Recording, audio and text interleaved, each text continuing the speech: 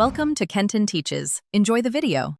In this video, I will explain how to make Alfredo sauce healthy.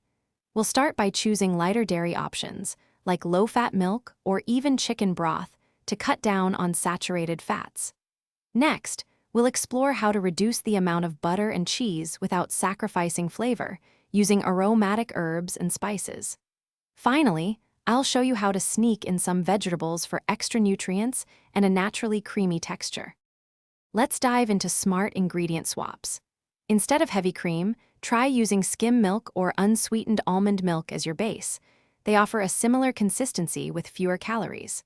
For the fat, replace half the butter with a healthy olive oil or even vegetable broth to reduce saturated fat content.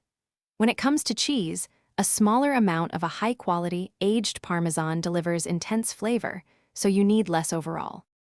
Now, let's talk about boosting flavor and texture naturally. For a thicker, creamier sauce without extra fat, try blending in some steamed cauliflower or cannellini beans. These add body and nutrients seamlessly.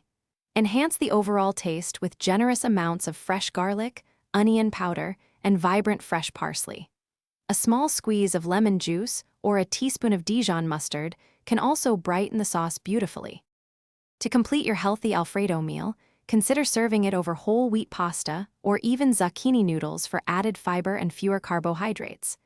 Don't forget to incorporate a lean protein, such as grilled chicken breast or shrimp, to make it a balanced and satisfying dish. Remember, eating healthy doesn't mean sacrificing deliciousness.